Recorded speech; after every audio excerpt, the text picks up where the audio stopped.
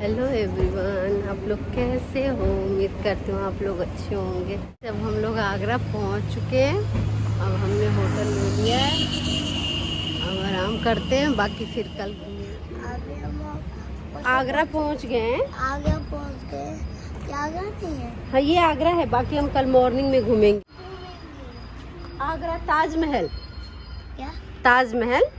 आज नहीं घूमेंगे? हाँ बेटा, कल ताजमहल घूमेंगे।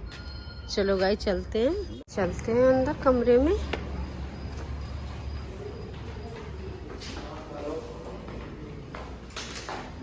और हमारे मंदिर में तो ऑलरेडी गणपति जी थे ना, उस टाइप के देखो वो।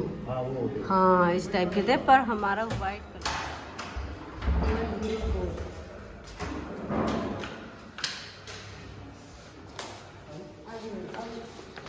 वाह,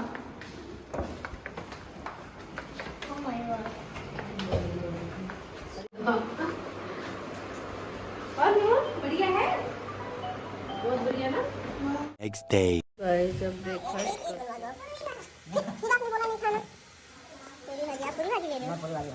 इडली सांभर, मैं तो इडली सांभर ही हूँ।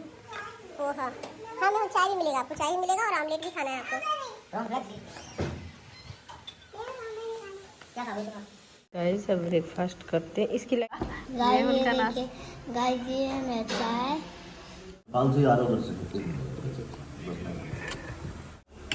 आगरा घूमने कहाँ जा रहे हैं हम लोग? ताजमहल देखने। हाँ गाइस, अभी हम ताजमहल। और रात को मेहुल की हालत खराब हो गई थी गाइस, किसी को सोने नहीं दिया इसने। शक्ल देखो इसकी। ताजमहल देखने जाए। गाइस, अब चलते ताजमहल देखने। बाकी अब होटल खाली कर दिया हमने, चलते। हम लोग बैठ चुके हैं। 1874। जो कि ताजमहल बनने से पहले ये जगह बनाई गई थी। उसकी मेन वजह छोटे छोटे रूम्स देख रहे हैं आप, कोर्टयार्ड के चारों तरफ है। ये सारे वर्कर्स रूम है, जो वर्कर्स यहाँ काम करते थे ना, वो यहाँ आराम किया करते थे, रहते नहीं थे। क्योंकि टोटल रूम है 288 और उस समय 20,000 मजदूरों ने यहाँ पर काम किया। तो पॉसिबिलिटी तो है नहीं सर रहने की। हम लोग ने एंटर किया है ईस्ट गेट से, और इधर है साउथ गेट। ये तीनों गेट सिर्फ यूज किए जाते हैं अंदर कोर्टयार्ड तक आने के लिए और कोर्टयार्ड से बाहर जाने के लिए, ना कि ताजमहल के अंदर एंटर करने के लिए।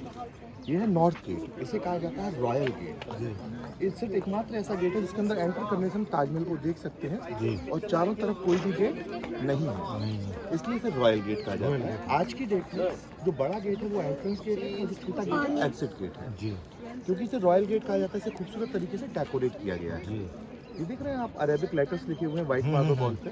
जो होली बुक है ना कुरान, उसकी कुछ मेन आयतें जिन्हें कहते हैं, वो लिखी गई हैं। और देखिए फूल वगैरह, पत्ती वगैरह डिजाइन बने हुए हैं। यहाँ पर किसी भी प्रकार की पेंटिंग कलर्स का यूज नहीं किया गया है। यहाँ मार्बल इनलेड वर्क का यूज किया गया है। मार्बल इनलेड का मतलब जानते हैं ना? लेकिन यहाँ पर जो नॉर्मल कलरफुल स्टोन्स है ना, कलरफुल स्टोन्स है, ये नॉर्मल नहीं है सर। ये सारे के सारे semi precious jewellery gems stone है। जैसे आप अंगूठी पहनते हैं ना मूंगा की, हाँ जी, ये सेमी प्रेसिस स्टोन है मैम। तो मूंगा जो ऑरेंज कलर का स्टोन है वो मूंगा है, जिसे इंग्लिश में कॉर्लिनियन कहा जाता है। ग्रीन कलर के स्टोन कहा जाता है मेलाकी। वो भी सब सेमी प्रेसिस है। यहाँ पर कोई भी प्रेसिस स्टोन्स नहीं लगाया गया, सारे सेमी प्रेसिस स्टोन्स लगाए गए हैं। उसकी मेन वजह ये है, सेमी प्रेसिस स्टोन सिर्फ और सिर्फ पॉजिटिव एनर्जी देता है, नेगेटिव एनर्जी कभी नहीं देता। तो एक कुदरत की उसको सेफ्टी करने के लिए ना सिर्फ सेमी प्रेसिस स्टोन्स लगाए गए हैं। ऊपर देख रहे हैं छोटी छोटी मार्बल डोम्स बनी हुई हैं। जरा काउंट करके बताएंगे कितनी है? 1 2 3 4 6 7 8 9 10 11 इस तरफ है, 11 जस्ट इसके पीछे। टोटल 22 स्मॉल मार्बल डोम्स हैं, जो कि अच्छा, ये उधर बताते भी हैं है। ताजमहल 22 साल में बनकर तैयार है। ओके, इसका मुहावरा इसलिए दिया गया। जी हाँ सर, ऐसा ना जैसे आपको कैसे पता चलेगा ये 22 साल में ही बनकर तैयार, क्योंकि हिस्ट्री है, लिखा ही तो हुआ है। तो यहाँ पे उन्होंने हर चीज का साइन छोड़ा हुआ है। साइन छोड़ा हुआ है। पर उनको तो नहीं पता था। जैसे आज की डेट में आपने किसी कॉन्ट्रैक्टर को कॉन्ट्रैक्ट दे दिया कि सर 5 साल के अंदर ये जगह बनकर तैयार होनी चाहिए, पहले ऐसा नहीं था। तो ये गेट जो है ये बिल्कुल एंड में बनाया गया है, बिल्कुल लास्ट में, इसलिए यहाँ पर रेड सैंडस्टोन और व्हाइट मार्बल का यूज किया है। आप और चारों तरफ देखिए, सिर्फ red sandstone red sandstone local stone है आगरा का और जो व्हाइट मार्बल है जाता है राजस्थान से मकराना से, इसे कहते हैं मकराना मार्बल। और जो मकराना मार्बल है जो पूरे वर्ल्ड के अंदर बेस्ट क्वालिटी का मार्बल है। मकराना राजस्थान। जैसे आपने सुना होगा, बहुत लोग कहते हैं मैंने इटालियन मार्बल घर में लगाया है। हाँ जी, हाँ अगर हम इटालियन मार्बल से मकराना मार्बल को कंपेयर करते हैं, इटालियन मार्बल सॉफ्ट है, ज़्यादा हार्ड नहीं है, पर अपना मकराना मार्बल बहुत हार्ड है क्योंकि इसके अंदर बहुत सारे क्रिस्टल्स हैं, मार्बल के नेचुरल क्रिस्टल्स हैं जिससे मजबूत है। Second, Italian marble porous marble है, वो हर लिक्विड को एब्जॉर्ब करता है, और Makrana marble non porous marble किसी भी प्रकार के लिक्विड को एब्जॉर्ब नहीं करता है। जब वो एब्जॉर्ब नहीं कर लाइट का तो ये अलग उसी तरीके से ग्लो करेगा। जैसे सनराइज में लगता है हल्का सा ऑरेंज कलर का, क्योंकि सनराइज में जो लाइट है वो ऑरेंज कलर की होती है। आफ्टरनून में आप देखेंगे तो हल्का सा येलोइश कलर दिखेगा। सबसे खूबसूरत टाइम है फुल मून नाइट का। मून लाइट पर उसकी पूरी बिल्डिंग व्हाइट मिल्की वाइट की तरीके से दिखेगी आपको, और जो कॉर्लिनियन जो मूंगा स्टोन है जो पूल में लगा हुआ है वो ग्लो करता है। गाइस, ताजमहल हम लोग आ चुके हैं। एक बार अकेले हाइट सेम है, चारों की हाइट। मेरा काम यही है सर, मेरे टावर का काम है, तो हाइट का बहुत बड़ा वो। तो चारों हाइट बिल्कुल सेम, बिल्कुल सेम। बस आगे पीछे का फर्क है जी ना। हाँ मैम, क्योंकि कोई भी चीज अगर आगे पीछे तो अप डाउन दिखता है। जी हाँ। और थोड़ा अगर आप ध्यान से देखेंगे ना मीनार्स को, हाँ। ये बिल्कुल सीधे नहीं है, बाहर की तरफ झुके हुए हैं चारों। हाँ, चारों जो है वो बाहर की तरफ झुके हुए हैं। हाँ, उसकी मेन वजह क्या है, हाँ, क्योंकि शाहजहां के समय प्लानिंग थी, फ्यूचर प्लानिंग थी कि फ्यूचर में कोई भी मीनार अगर टूटेगी तो वो ताजमहल के ऊपर ना गिरे, बाहर की तरफ गिरे। सेंट्रल बिल्डिंग के अंदर उसकी वाइफ मुमताज की कब्र है, और जो सेंट्रल बिल्डिंग देख रहे हैं ना, इसकी हाइट है 88 मीटर बॉटम टू टॉप।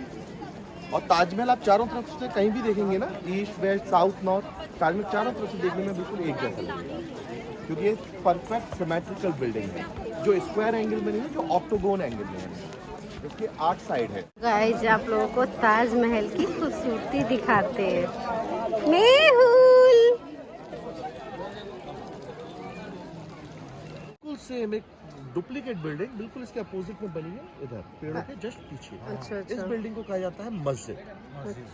मस्जिद उस समय यूज में थी, उस समय क्योंकि सारे वर्कर्स मुस्लिम थे तो सब नमाज अदा किया करते थे।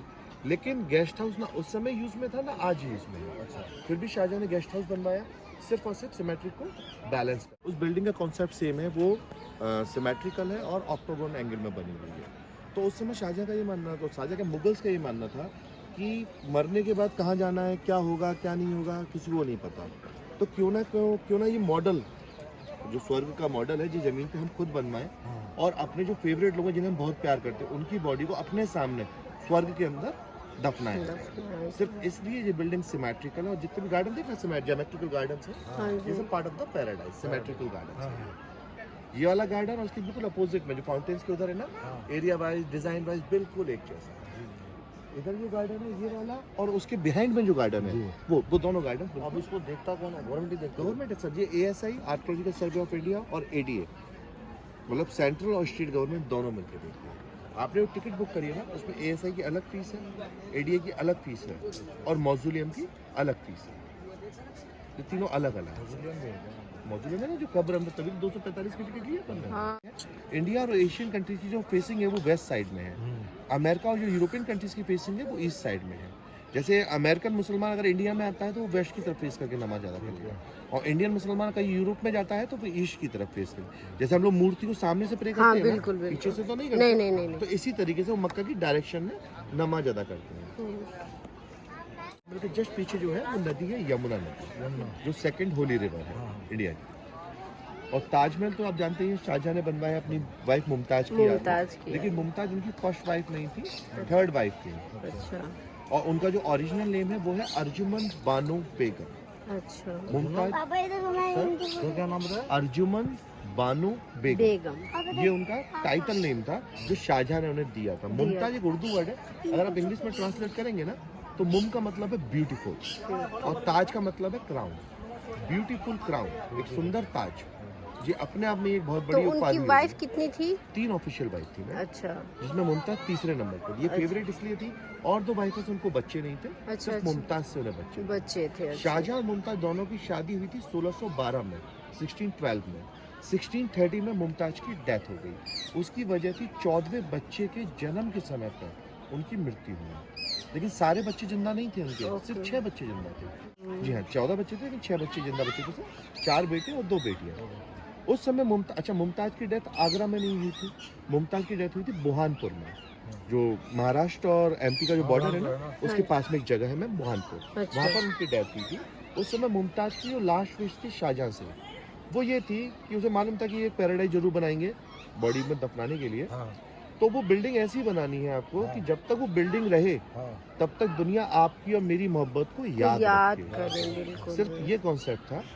तो मुमताज को ये भी नहीं मालूम था कि वाइट बिल्डिंग की, वाइट मार्बल की बनेगी या कैसी बिल्डिंग बनेगी। तो शाहजहां ने उससे प्रॉमिस किया, नहीं आपके मरने के मतलब आपकी याद में मैं ऐसी चीज बनाऊंगा जो कि दुनिया लाइफ टाइम के लिए। तुम भी अपने गर्लफ्रेंड के चक्कर में बनाना। अरे नहीं,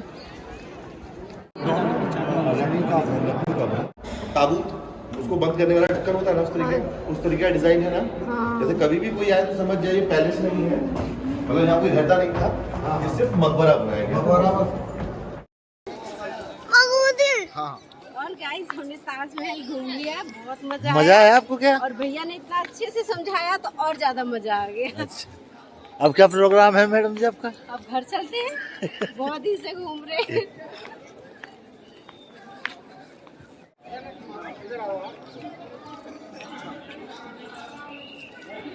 आगरा का फेमस चीज है ना पेठा, है ना? नहीं लेके जाना ऐसा नहीं है। बिल्कुल। ये बनता है कच्चे बांस के रेशे का साड़ी। इसमें 45% बैम्बू होता है। ये बांस का है? हाँ जी, लेकिन बैम्बू का है। अच्छा अच्छा। इसमें 45% बैम्बू होता है, 55% कॉटन होता है। होमली वॉश है, घर पे वॉश करना है आपको। Okay. Hand wash, machine wash no problem. अच्छा, 750 rupees for starting price year fix mobile.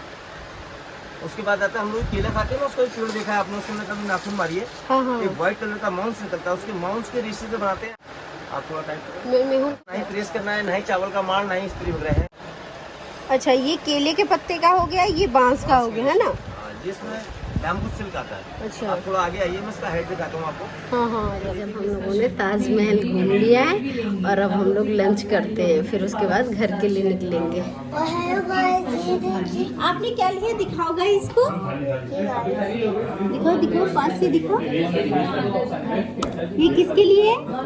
एक नानी के, एक कुनार की है और एक मेरे नानी के और एक कुनार की। आप स्टार्ट क्या खा रहे हो?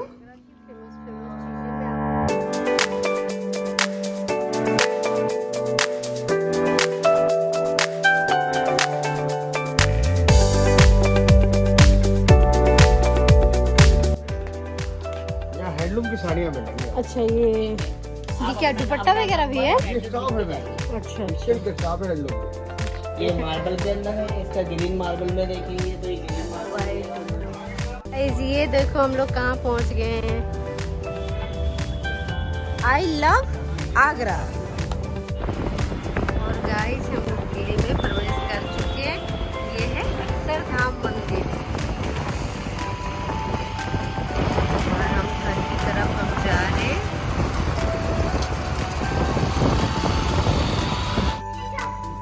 जल्दी आओ मेहुल, जल्दी आओ।